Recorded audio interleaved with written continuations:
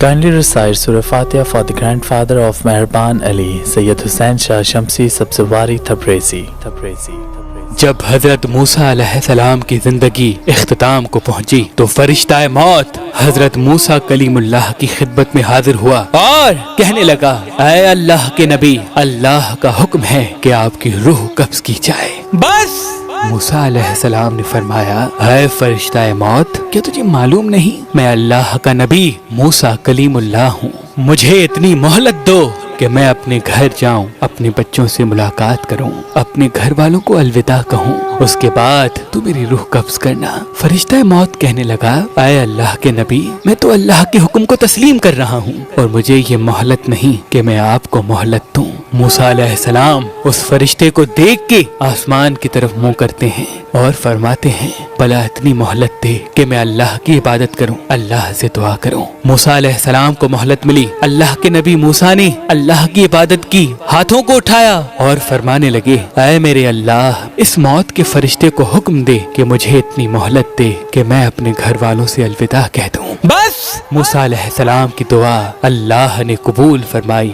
اللہ کے نبی موسیٰ علیہ السلام کو مہلت ملی۔ جیسے ہی موسیٰ علیہ السلام اپنے گھر آئے تو اپنی تمام اولاد سے الوداع کہنے لگے۔ کہتے کہتے اللہ کے نبی موسیٰ علیہ السلام کا ایک بچہ جو بہت ہی کم سن تھا، موسیٰ علیہ السلام نے جیسے ہی اسے دیکھا آپ کی آنکھیں نم ہو گئیں اور دل ہی دل میں سوچنے لگے کہ دوسرے میرے بیٹے تو بڑے ہیں، وہ اپنی زندگی گزار لیں گے، لیکن یہ میرا بچہ اتنا کم سن ہے، اتنا چھوٹا ہے، یہ زندگی کیسے گزارے گا؟ جیسے ہی موسیٰ علیہ السلام کا یہ سوچنا تھا، آواز غیب آنے لگی کہ اے موسیٰ، اپنی لاٹھی تمہارے پاس جو پتھر رکھا ہوا ہے اس پہ دے مار۔ جیسے ہی موسیٰ علیہ السلام نے لاٹھی ماری تو وہ پتھر ٹوٹ گیا، اس کے اندر ایک دوسرا پتھر تھا۔ اللہ کا حکم ہوا، اے موسیٰ، اس پتھر کو بھی لاٹھی مار۔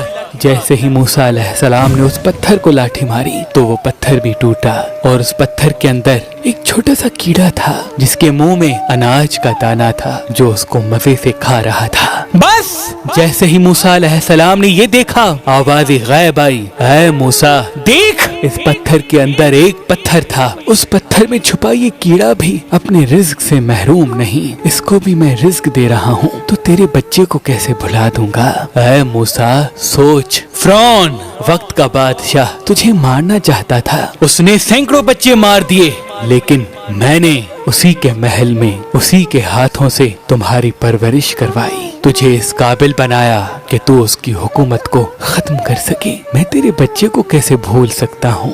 یاد رکھنا، اس کہکشاں کی ہر خلقت میری بنائی ہوئی ہے اور میں اپنی خلقت سے 70 ماؤں سے زیادہ پیار کرتا ہوں، میں تمہارے بچے کو کیسے بھول سکتا ہوں؟ اللہ کے رسول نے فرمایا کہ جب بھی اس دنیا میں خود کو اکیلا محسوس کرو تو یہ یقین رکھنا کہ اس وقت تم اکیلے نہیں بلکہ مخلوق سے الگ ہو کے مخلوق کے خالق کے قریب ہو، اپنے اللہ کے قریب ہو۔ اور جو انسان اللہ کے قریب ہو جائے، جس کا سہارا اللہ بن جائے، وہ ہر منزل پا لیتا ہے اور یہ دنیا خود بخود اس کے سامنے جھکنے لگتی ہے، خود بخود اس کے سامنے جھکنے لگتی ہے، خود بخود اس کے سامنے جھکنے لگتی ہے۔